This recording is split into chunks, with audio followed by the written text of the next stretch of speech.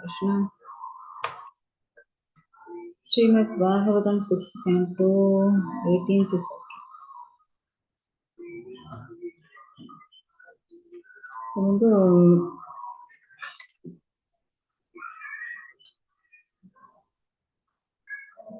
So ದೇವೇಂದ್ರನೇ ಕೊಲ್ಲಕ್ಕೋಸ್ಕರ ತಿಥಿ ಬಂದು ಒಂದು ಶಪಥ ತಗೊಳ್ತಾರೆ.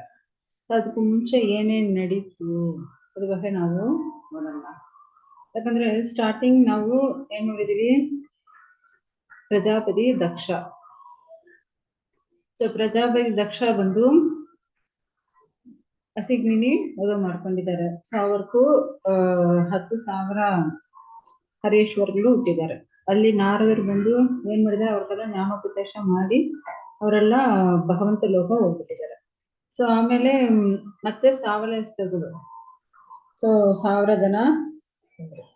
ಸೊ ಆ 1000 ಜನನೇ ಮತ್ತೆ ಏನ್ ಮಾಡ್ತಾರೆ, ನಾರದರು ಅವ್ರಿಗೆಲ್ಲೂ ಜ್ಞಾನೋಪದೇಶ, ಅವರೆಲ್ಲವೂ ಭಕ್ತಿ ಮಾಡ್ಕೊಂಡು ಎಲ್ಲ ಭಗವಂತ ಲೋಕ ಹೋಗ್ಬಿಟ್ಟಿದ್ದಾರೆ. ಇವಾಗ ಪ್ರಜಾಪತಿ ದಕ್ಷಕ್ಕೂ ಮಕ್ಕಳೇ ಇಲ್ಲ. ಸೊ ಆ ಸಮಯದಲ್ಲಿ ಅವರು ಜಾಸ್ತಿ ಕಷ್ಟ ಅನುಭವಿಸ್ತಾರೆ. ಸೊ ಆ ತರ ಕಷ್ಟ ಅನುಭವಿಸುವಾಗ ಮತ್ತೆ ಇವಾಗ ಫಸ್ಟ್ ಹರೀಶ್ವರ್ಗಳು ಹೋಗಿದ್ದಾರೆ, ಮತ್ತೆ 1000 ಹೆಸರುಗಳು. ಇವಾಗ ಇವ್ರು ಯಾರೇ ಇಲ್ಲ, ಸಂತತಿ ಉತ್ಪತ್ತಿ ಮಾಡಿ ಯಾರೇ ಇಲ್ಲ, ಯಾಕೆ ಈ ತರ ಆಗಿಬಿಟ್ಟಿದ್ದೇನೆ, ಅವರು ಜಾಸ್ತಿ ಬೇಜಾರಾಗ್ತಾರೆ. ಆವಾಗ ಬ್ರಹ್ಮ ಬಂದು ಹೇಳ್ತಾರೆ, ಓಕೆ ನೀವು ಬಂದು ಹೆಣ್ಮಕ್ಳು ಅದು ನೀವು ಮಾಡಿ, ಮತ್ತೆ ಆ ತರ ಹೆಣ್ಮಕ್ಳಿಗೆ ಅವ್ರು ಏನ್ ಮಾಡಲ್ಲ. ಯಾಕಂದ್ರೆ ಓನ್ಲಿ ಗಂಡಸರ ಏನ್ ಮಾಡ್ತಾರೆ, ತಪಸ್ ಮಾಡಕ್ ಹೋಗಕ್ಕಾಗುತ್ತೆ. ಹೆಣ್ಮಕ್ಳು ಆ ತರ ತಪಸ್ ಮಾಡಕ್ಕೂ ಆಗಲ್ಲ. ಅದಕ್ಕೆ ಅವ್ರೇನ್ ಮಾಡ್ತಾರೆ, 60 ಜನ ಹೆಂಗಸ್ರನಿ ಜನ್ಮ ಕೊಡ್ತಾರೆ. ಸೊ 60,000 ಹೆಣ್ಮಕ್ಳನಿ 10 ಜನ ಯಮರಾಜಕ್ಕೆ ಕೊಡ್ತಾರೆ, 17 ಜನ ಕಶ್ಯಪರಕ್ಕೆ ಕೊಡ್ತಾರೆ, 27 ಜನ ಚಂದ್ರನಿಗೆ ಕೊಡ್ತಾರೆ, ಮತ್ತೆ 2 ಅಂಗಿರಕ್ಕೂ ಮತ್ತೆ 2 ಕೃಷಶ್ವಾಕು ಕೊಡ್ತಾರೆ, ಮತ್ತೆ 2 ಜನ ಬೂದಕ್ಕೆ ಕೊಡ್ತಾರೆ. ಸೊ ಈ ತರ 60 ಜನವು ಮದುವೆ ಮಾಡಿ ಕೊಟ್ಬಿಡ್ತಾರೆ.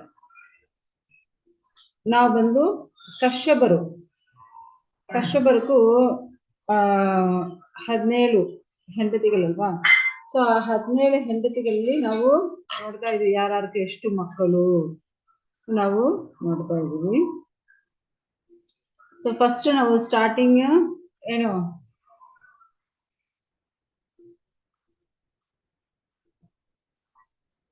ಸೊ ಕಶ್ಯಪರಿಗೂ ಯಾರು ಯಾವ ಹೆಂಡತಿಗೆ ಯಾರು ಹುಟ್ಟಿದ್ದಾರೆ ಅದೆಲ್ಲ ನಾವು ನೋಡಿದೀವಿ. ಸೊ ಲಾಸ್ಟ್ ಆಗ ನಾವು ಏನ್ ನೋಡಿದೀವಿ, ಕಶ್ಯಪರಿಗೂ ಅದಿತಿಗೆ ಮದುವೆ ಆಯ್ತು. ಸೊ ಅದಿತಿಗೆ ಹುಟ್ಟಿದ್ರಿಂದ ಅವ್ರಿಗೂ ಆದಿತ್ಯರುಗಳು ಹೆಸರು. ಸೊ 12 ಆದಿತ್ಯರುಗಳು ಹುಟ್ಟಿದ್ದಾರೆ. ಆ 12 ಆದಿತ್ಯರುಗಳಲ್ಲಿ ನಾವು 4 ಜನ ಮಾತ್ರ ನೋಡಿದೀವಿ. ಓಕೆ, ಮತ್ತೆ ಇರೋ 8 ಜನ ನಾವು ನೋಡೇ ಇಲ್ಲ. ಅದ್ರ ಬಗ್ಗೆ ಈ ಅಧ್ಯಾಯದಲ್ಲಿ ನಮಗೂ ಕೊಟ್ಟಿದ್ದಾರೆ. ಸೊ ಅದ ಫಸ್ಟ್ ವಿವಸ್ವಾನ್ಕ್ ಸಂಜ್ಞಾ ಅವ್ರಿಗೂ ಯಾರು ಹುಟ್ಟಿದ್ದಾರೆ, ಯಮಧರ್ಮರಾಜ, ಯಮಿ, ಶ್ರಾದ್ದದೇವ ಅವರೆಲ್ಲ ಹುಟ್ಟಿದ್ದಾರೆ. ಮತ್ತೆ ಅವ್ರಿಗೂ ಟ್ವಿನ್ಸ್ ಅಶ್ವಿನಿ ಕುಮಾರರು ಹುಟ್ಟಿದ್ದಾರೆ. ಆಮೇಲೆ ವಿವಸ್ವಾನ್ಕು ಛಾಯಾ ಜೊತೆ ಶಾವರ್ಣಿ ಮನು ಹುಟ್ಟಿದ್ದಾರೆ. ಮತ್ತೆ ಶನೀಶ್ವರ ಹುಟ್ಟಿದ್ದಾರೆ. ಸೊ ತಪತಿ ಅವರು ಹುಟ್ಟಿದ್ದಾರೆ. ಸೊ ಈ ತರ ವಿವಸ್ವಾನಿಕೆ ಹುಟ್ಟಿದ್ದಾರೆ. ಮತ್ತೆ ಆರ್ಯಮಾಕು ಅವ್ರಿಗೂ ಮಕ್ಕಳು ಹುಟ್ಟಿದೆ. ಮತ್ತೆ ಕುಶಾಕು ಅವ್ರಿಗೆ ಮಕ್ಕಳಿಲ್ಲ. ಸೊ ಅವ್ರಿಗೂ ಏನಾಯ್ತು ಅದೆಲ್ಲ ನಾವು ನೋಡಿದ್ವಿ. ಆಮೇಲೆ 4th ಮಹಾತ್ವಷ್ಟ. ಸೊ ತ್ವಷ್ಟಾಕು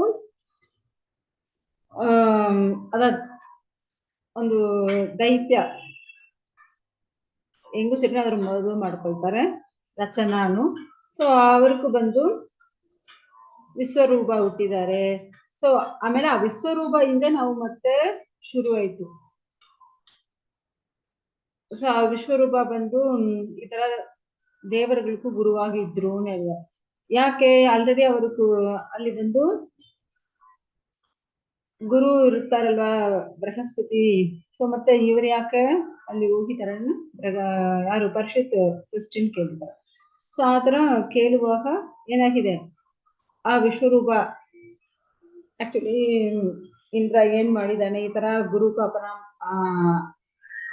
ಅಪರಾಧ ಮಾಡಿದಾನೆ, ಮರ್ಯಾದೆ ಕೊಟ್ಟಿಲ್ಲ, ಸೊ ಈ ತರ ಎಲ್ಲ ಮಾಡಿದಾನೆ, ಅದಕ್ಕೆ ಅವರು ಗುರು ಹೋಗ್ಬಿಟ್ಟಿದ್ದಾರೆ. ಸೊ ಇದೆಲ್ಲ ನಾವು ನೋಡಿದೀವಿ.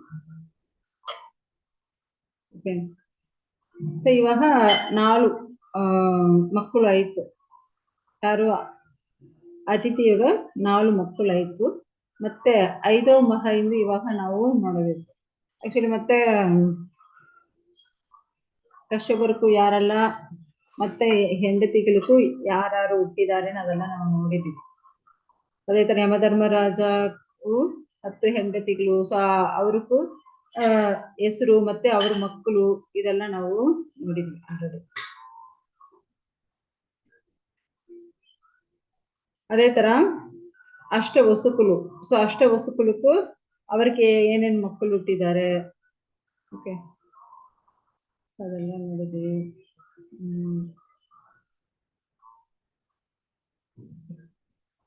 ಕಶ್ಯಪರು ಹೆಂಡತಿಗಳು ಅವ್ರಿಗೂ ಏನೇನು ಹುಟ್ಟಿದೆ ಅದೆಲ್ಲ ನೋಡಿದ್ವಿ.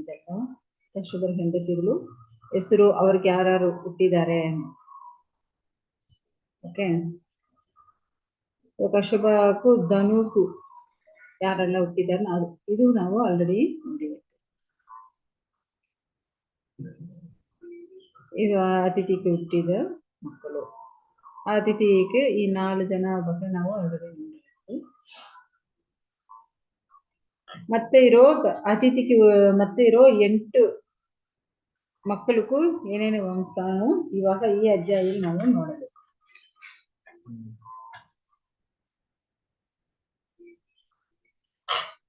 ಇದೆಲ್ಲ ನಿಮ್ಗೆ ಆಲ್ರೆಡಿ ನೆನಪಿದೆ ಅನಿಸುತ್ತೆ. ನೆನಪಿದೆಯಾ ಮಾತಾಜಿ?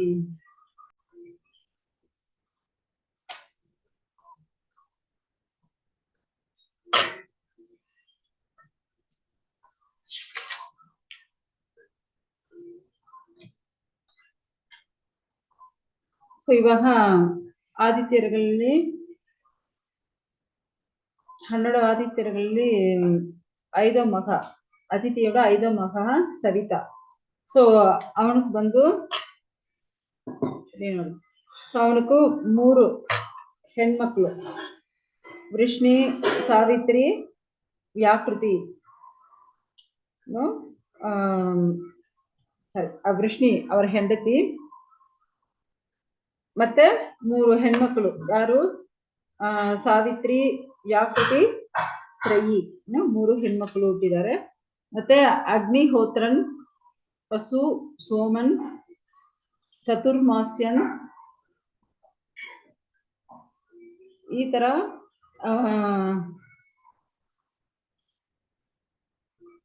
5 ಮಹಾನ್ಗಳು, 5 ಗಂಡ್ಮಕ್ಳು ಹುಟ್ಟಿದ್ದಾರೆ ಅವರು.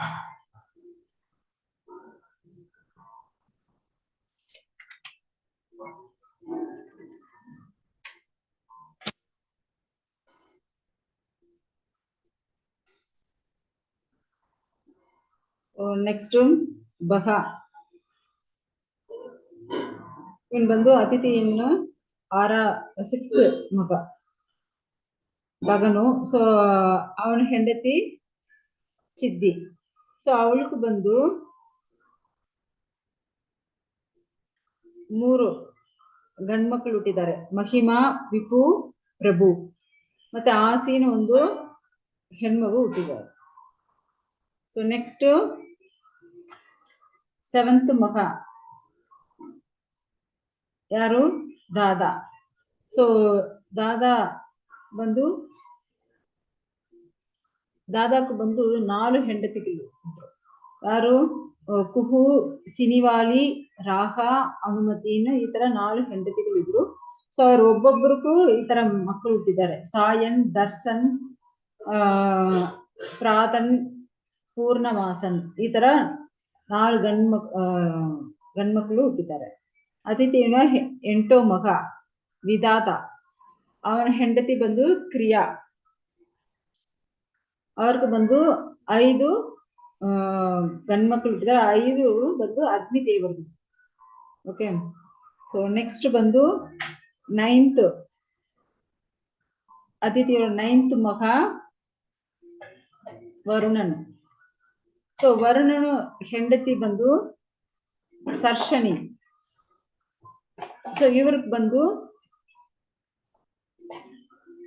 ಭೃಗು ಹುಟ್ಟಿದ್ದಾರೆ. ಸೊ ಈ ತರ ಭೃಗು ಮತ್ತೆ ಆಮೇಲೆ ವರುಣನು ಮತ್ತೆ ಒಂದು ಮಗ ಹುಟ್ಟಿದ್ದಾರೆ. ಅವರೇ ಯಾರು? ಒಂದು ನಿಮಿಷ.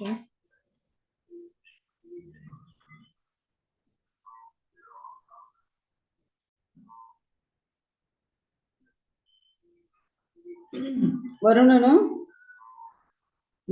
ಮತ್ತೆ ಒಂದು ಮಗ ಯಾರಂದ್ರೆ ವಾಲ್ಮೀಕಿ.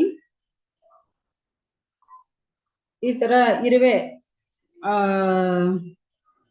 ಆ ಹುಟ್ಟು ಇದೆ ಅಲ್ವಾ. ಸೊ ಆ ಇರುವೆ ಮನೆ ತರ ಕಟ್ಟಿತ್ತಲ್ವಾ. ಸೊ ಅದು ಒಳಗಡೆ ಅವರು ತರ ಯೋಗಿಯಾಗಿ ಇದ್ರು. ಆಕ್ಚುಲಿ ಭೃಗು ಮತ್ತೆ ವಾಲ್ಮೀಕಿ ಇಬ್ರು ಬಂದು ಯಾರು? ವರುಣನ ಮಕ್ಕಳೇ. ಓಕೆ. ಅದೇ ತರ ಅಗಸ್ತ್ಯರು, ವಸಿಷ್ಠರು ಇವರಿಬ್ಬರು ಬಂದು ವರುಣನು ಮತ್ತೆ ಮಿತ್ರನ್ ಈ ಇಬ್ಬರೋட ಸೇರಿ ಈ ಇಬ್ಬರಿಗೂ ಸೇರಿ ಇಬ್ರು ಮಕ್ಕಳ ಹುಟ್ಟಿದ್ದಾರೆ. ಯಾವ ತರ ಅಂದ್ರೆ ಆಕ್ಚುಲಿ ಅತಿಥಿಯವರ 10th ಮಗವೇ ಈ ಮಿತ್ರ. ಒಂದು ಟೈಮ್ ಏನಾಗಿದೆ, ದೇವಲೋಕ ಮಂಗೆ ಊರ್ವಶಿ ಇದಾರಲ್ವಾ. ಆ ಊರ್ವಶಿ ನೋಡಿದ ಕ್ಷಣ ಆ ಮಿತ್ರ ಮತ್ತೆ ವರುಣನು ಇಬ್ಬರಿಗೂ ಬಂದು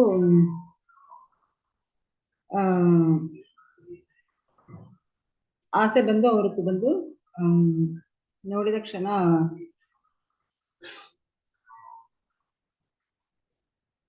ಅವರುடைய ಆಚೆ ಬಂದಿದೆ. ಸೊ ಅದು ಬಂದು ಏನೋ ಒಂದು ಪಾಟ್ ಹಾಕಿ ಇಟ್ಟಿದ್ದಾರೆ.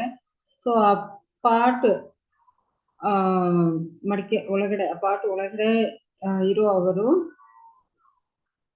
ಅದು ಒಳಗಡೆಯಿಂದ ಅಗಸ್ತ್ಯರು, ವಸಿಷ್ಠರು ಹುಟ್ಟಿದ್ದಾರೆ. ಆಕ್ಚುಲಿ ಅವರಿಬ್ಬರು ಒಂದು ಮಿತ್ರ ಮತ್ತೆ ವರುಣನ ಇಬ್ಬರುವೆ ಮಕ್ಕಳು. ಸೊ ಮಿತ್ರನ ಹೆಂಡತಿ ಯಾರಂದ್ರೆ ರೇವತಿ. ಸೊ ರೇವತಿ ಬಂದು 3 ಗಂಡು ಮಕ್ಕಳೇ ಹುಟ್ಟಿದ್ದಾರೆ. ಸನ್, ಉತ್ಸರ್ಕನ್, ಅರಿಷ್ಟನ್, ಪಿಪ್ಪಲನ್ 3 ಮಕ್ಕಳು, ಗಂಡು ಮಕ್ಕಳು ಹುಟ್ಟಿದ್ದಾರೆ. ನೆಕ್ಸ್ಟ್ 11th ಅತಿಥಿಯವರ 11th ಮಗ ಯಾರು ಅಂದ್ರೆ ಅವನೇ ಇಂದ್ರ. ಅವನ ಹೆಂಡತಿ ಬಂದು ಪೌಲೋಮಿ. ಸೊ ಈ ಪೌಲೋಮಿ ಗರ್ಭ ಇಂದು ಜಯಂತನ್, ರಿಷಭನ್, ಮೀಡುಷನ್ ಈ 3 ಗಂಡ್ಮಕ್ಳು ಹುಟ್ಟಿದ್ದಾರೆ. ಸೊ ಆಮೇಲೆ ಅವರು ಬಂದು ಅದಿತಿಯವರ 12th ಮಗ ಯಾರು ಅಂದ್ರೆ ಅವರೇ ಯಾರು? ಉರುಕ್ರಮ. ಸೊ ಈ ಉರುಕ್ರಮ ಯಾರು ಅಂದ್ರೆ ಅವರೇ ವಾಮನದು. ಅತಿಥಿ ಮಗವಾಗ ಅವರು ಹುಟ್ಟಿದ್ದಾರೆ. ಅವರ ಹೆಂಡತಿ ಬಂದು ಕೀರ್ತಿ. ಸೊ ಈ ಕೀರ್ತಿ ಗರ್ಭ ಎಂದು ಬೃಹತ್ ಶ್ಲೋಹರ್ನು ಹುಟ್ಟಿದ್ದಾರೆ. ಈ ಬೃಹತ್ ಶ್ಲೋಹರ್ ಮಗ ಬಂದು ಸೌಪಕರ್. ಆ ತರ ಮಕ್ಕಳು ಅವ್ರಿಗೂ ಸಂದದಿ ಬಂದು ಆಯ್ತು.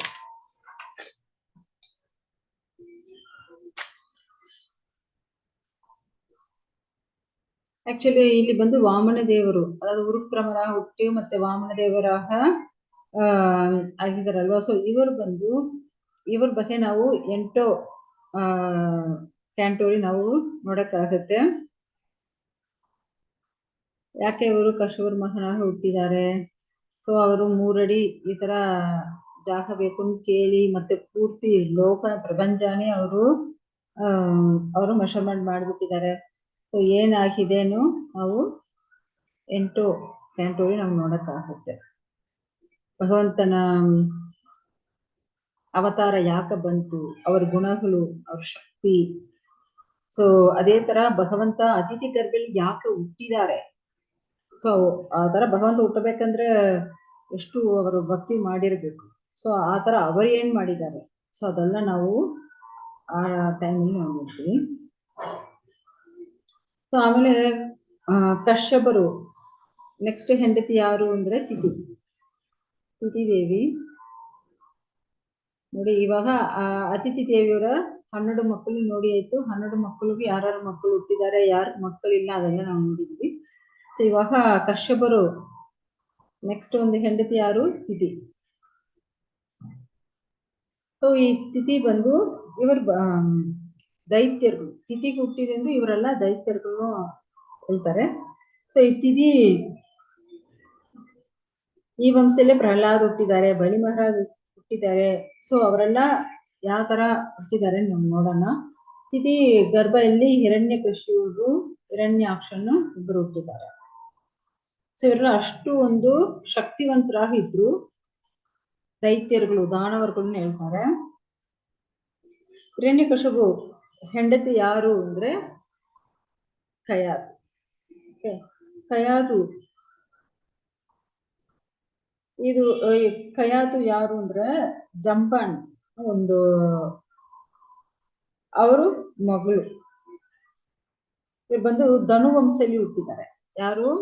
ಕಯಾದು. ಅವರ ತಂದೆ ಹೆಸರು ಜಂಬು. ಧನು ವಂಶದಲ್ಲಿ ಅವರು ಹುಟ್ಟಿದ್ದಾರೆ. ಸೊ ಇವರಿಗೆ ಎಷ್ಟು ಮಕ್ಕಳು ಅಂದ್ರೆ 4 ಮಕ್ಕಳು ಹುಟ್ಟಿದ್ದಾರೆ. 4 ಗಂಡು ಮಕ್ಕಳು, 1 ಹೆಣ್ಮಗು ಹುಟ್ಟಿದೆ. ಸೊ ಏನೇನು ಹೆಸರು? ಸಂಹ್ಲಾದನ್, ಅನುಹ್ಲಾದನ್, ಹಲಾದನ್, 4th ಸನ್ ಪ್ರಹ್ಲಾದ. ಸೊ ಈ ತರ 4 ಮಕ್ಕಳು ಹುಟ್ಟಿದ್ದಾರೆ. ಸೊ ಈ 4 ಜನಕ್ಕೆ ಸೇರಿ ಒಂದು ಹೆಣ್ಮಗು ಹುಟ್ಟಿದೆ. ಅವ ಹೆಸರು ಸಿಂಹಿಕಾ. ಓಕೆ. ಸೊ ಈ ಸಿಂಹಿಕಾ ಬಂದು ಯಾರನ್ನೇ ಮದುವೆ ಮಾಡಿಕೊಂಡಿದ್ದಾಳೆ ಅಂದ್ರೆ ಅವಳು ಬಂದು ವಿಪ್ರಚಿತ್ತಿನ ಒಂದು ಹಸುರನ್ನೇ ಮದುವೆ ಮಾಡಿಕೊಂಡಿದ್ದಾಳೆ. ಈ ಸಿಂಹಿಕಾ ಬಂದು ವಿಪ್ರಚಿತ್ತಿನ ಮದುವೆ ಮಾಡಿಕೊಂಡಿದ್ದಾಳೆ.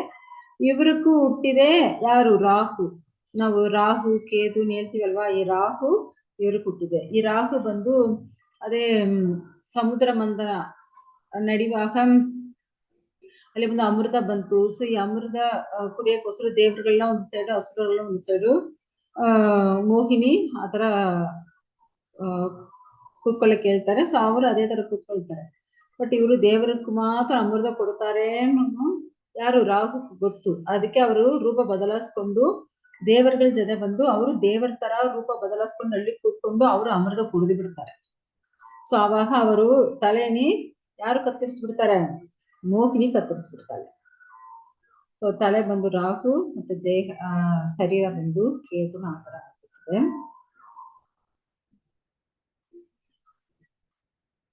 ಸೊ ಇವಾಗ ಈ ಹಿರಣ್ಯಕಶಿಪುಗೂ 4 ಗಂಡ್ಮಕ್ಳಲ್ವಾ. ಸೊ 4 ಗಂಡ್ಮಕ್ಳ ಬಗ್ಗೆ ಇವಾಗ ನೋಡೋಣ. ಫಸ್ಟ್ ಮಗ ಯಾರು? ಸಂಹ್ಲಾದನ್. ಸೊ ಸಂಹ್ಲಾದನ್ ಹೆಂಡತಿ ಹೆಸರು ಕೃತಿ. ಸೊ ಈ ಸಂಹ್ಲಾದನು ಕೃತಿ ಇಬ್ಬರಿಗೂ ಸೇರಿ ಪಾಂಚಜನನ್ ಒಂದು ಮಗ ಹುಟ್ಟಿದಾನೆ. ಈ ಪಾಂಚಜನನ್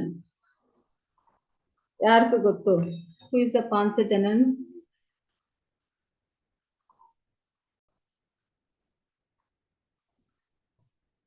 ಓಕೆ. ಸೊ ಪಾಂಚಜನ್ಯ. ಸೊ ಈ ಪಾಂಚಜನ್ಯ ಯಾರು ಇವಾಗ ನೋಡೋಣ. ಸೊ ಕೃಷ್ಣರು ಬಂದು ಗುರುಕುಲ, ಕೃಷ್ಣ ಬಲರಾಮರು ಗುರುಕುಲ ಹೋಗಿದ್ದಾರೆ. ಯಾರ ಹತ್ರ ಅಂದ್ರೆ ಚಾಂದಿನಿ.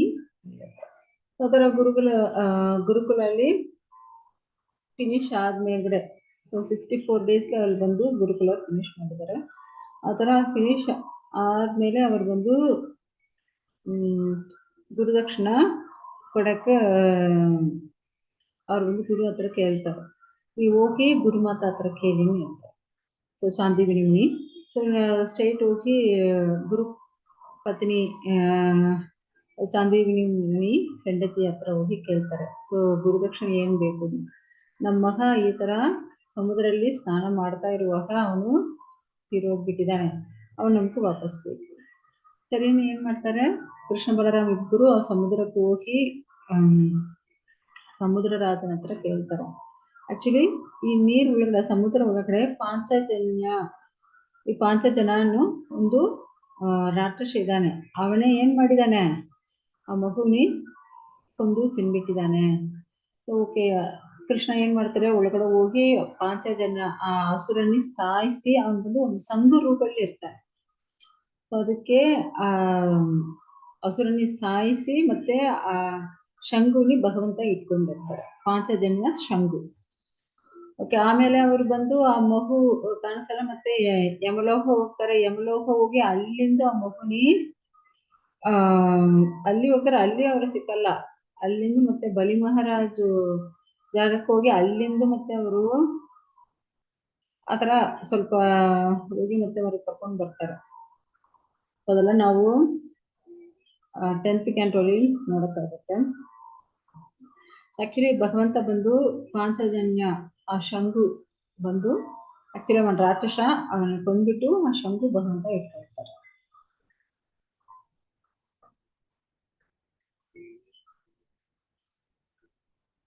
ನೆಕ್ಸ್ಟ್ ಬಂದು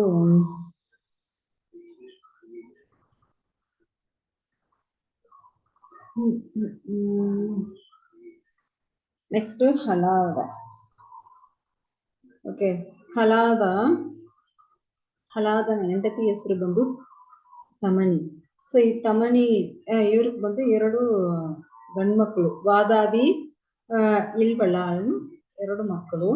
ಆಕ್ಚುಲಿ ಅಗಸ್ತ್ಯ ಮುನಿಯವ್ರ ಹತ್ರ ಇವ್ರು ಬಂದು ಅಪರಾಧ ಮಾಡ್ತಾರೆ. ಏನ್ ಅಪರಾಧ ಮಾಡ್ತಾರೆ ಅಂದ್ರೆ, ಆಕ್ಚುಲಿ ಯಾವ ರೂಪ ಅಂದ್ರೆ ಈ ವಾದಾಬಿ ತಗೊಳಕ್ಕಾಗುತ್ತೆ. ಸೊ ಆ ತರ ಒಂದು ಟೈಮು ಅಗಸ್ತ್ಯರು ಎಷ್ಟೋ ದೂರದಿಂದ ಅವ್ರು ಬರ್ತಾ ಇದ್ರು. ಸೊ ಅಷ್ಟು ಬಿಸಿಲು, ಅಷ್ಟು ಹಸುವಾಗ್ತಾ ಇದೆ. ಸೊ ಆ ಟೈಮಲ್ಲಿ ಈ ಇಲ್ವಳ ಏನ್ ಮಾಡ್ತಾನೆ, ಏನೋ ಒಂದು ಭಕ್ತರ ತರ ರೂಪ ಬದಲಾಯಿಸ್ಕೊಂಡು ಅವ್ರಿಗೂ ಒಂದು ಹಣ್ಣು ಕೊಡ್ತಾನೆ.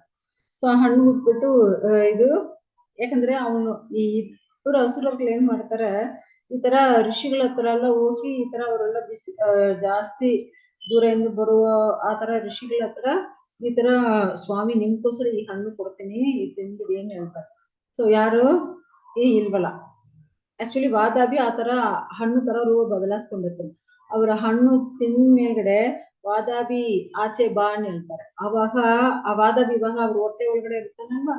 ಸೊ ಅವನ್ ಏನ್ ಮಾಡ್ತಾನೆ, ಅವಾಗ ಅವರು ಹೊಟ್ಟೆ ಕಿಳಿಸ್ಕೊಂಡು ಆಚೆ ಬಂದ್ಬಿಡ್ತಾನೆ. ಅವಾಗ ಋಷಿ ಎಲ್ಲ ತೀರೋಗ್ಬಿಡ್ತಾರೆ.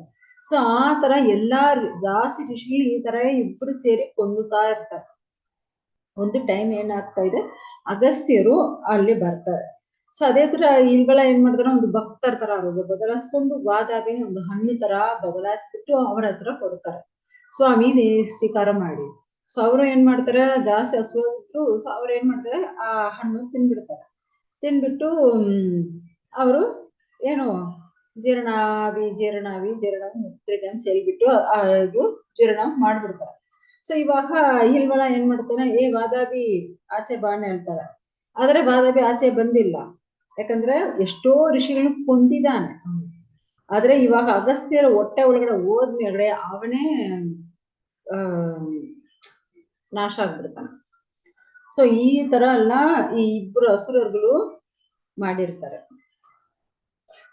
ಸೊ ನೆಕ್ಸ್ಟ್ ಯಾರು ಅಂದ್ರೆ ಅಣುಹಲಾದನ್. ಅವನ ಹೆಂಡತಿ ಹೆಸರು ಬಂದು ಸೂರ್ಯ. ಇವ್ರಿಗೆ ಬಂದು 2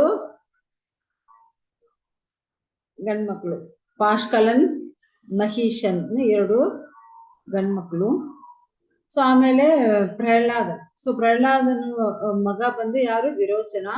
ಸೊ ವಿರೋಚನ ಮಗ ಬಂದು ಯಾರು, ಬಲಿ. ಸೊ ಬಲಿ ಬಂದು ಹಸನಾವಣಿ ಮದುವೆ ಮಾಡ್ಕೊಳ್ತಾರೆ. ಆತರ ಹಸನಾವಣಿ ಮದುವೆ ಮಾಡ್ಕೊಂಡಿದ ಮೇಲೆ ಅವರಿಗೂ 100 ಮಕ್ಕಳು ಇರ್ತಾರೆ. ಸೊ ಈ ತರ 100 ಮಕ್ಕಳಲ್ಲಿ ಫಸ್ಟ್ ಮಗ ಯಾರು ಅಂದ್ರೆ ಬಾಣಾಸುರ, ಬಾಣ. ಸೊ ಆಕ್ಚುಲಿ ಇವನ್ ಬಂದು ಬಾಣಾಸುರ, ಇವನ್ ಬಂದು ಶಿವನು ಪರಮ ಭಕ್ತರು ಇವನು. ಓಕೆ, ಇದ್ರ ಬಗ್ಗೆ ಎಲ್ಲ ನಾವು 8 ಕಾಂಡಲ್ಲಿ ಪರ್ಫೆಕ್ಟ್ ಆಗಿ ನಾವು ವಿರಿವಾಗ ನೋಡಕ್ಕಾಗುತ್ತೆ. ಇವಾಗ ಜಸ್ಟ್ ಓನ್ಲಿ ಹೆಡ್ಡಿಂಗ್ ಮಾತ್ರ ನೋಡ್ಕೊಳ್ಳಿ. ಸೊ ಈ ಬಾಣನು ಶಿವನೇ ಅಷ್ಟು ಉಪವಾಸ ಮಾಡಿ ಅಷ್ಟು ಪೂಜೆ ಮಾಡಿ ಇರ್ತಾರೆ. ಸೊ ಶಿವನು ಎಷ್ಟೋ ಗಣಗಳು ಇರುತ್ತಲ್ವಾ, ಸೊ ಆ ಗಣಗಳಲ್ಲಿ ಒಬ್ಬನು ಈ ಬಾಣನು ಆಗ ಇರ್ತಾನೆ. ಸೊ ಈ ಶಿವ ಏನ್ ಮಾಡ್ತಾರೆ, ಈ ಬಾಣನು ಭಕ್ತಿಗೋಸ್ಕರ ಆ ನಗರನೇ ಅವರು ರಕ್ಷಣೆ ಮಾಡ್ತಾರೆ. ಯಾರು? ಶಿವ. ಓಕೆ.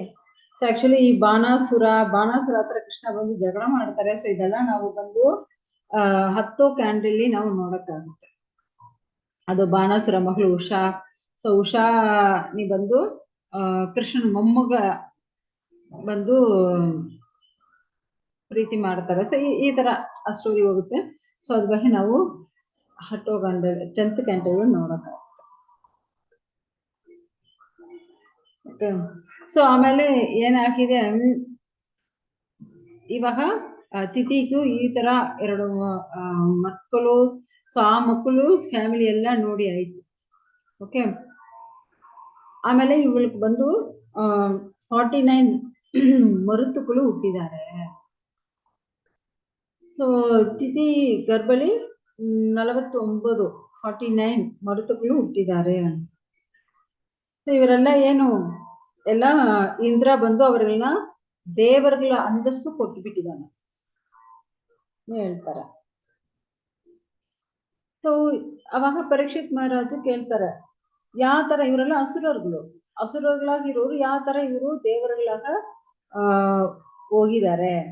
ಯಾಕಂದ್ರೆ ಅವರು ಸ್ವರ್ಗರಾಜ ಇಂದ್ರವೇ ದೇವರುಗಳಾಗ ಬದಲಾಯಿಸಿ ಅವರೆಲ್ಲ ಕರ್ಕೊಂಡು ಹೋಗಿದ್ದಾರೆ. ಈ ತರ ಯಾವಾಗ ಆಯ್ತು ಅವ್ರು ಬಂದು ಪ್ರಶ್ನೆ ಕೇಳ್ತಾರೆ. ಸೊ ನೆಕ್ಸ್ಟ್ ಬಂದು ನಾವು ಈ ತರ ಪ್ರಶ್ನೆ ನೋಡೋದು. ಆಕ್ಚುಲಿ 49 ಮರುತುಗಳು ಯಾವ ತರ ಹುಟ್ಟಿದ್ದಾರೆ ಅಂತ ನಾವು ನೋಡಬೇಕು. ಓಕೆ.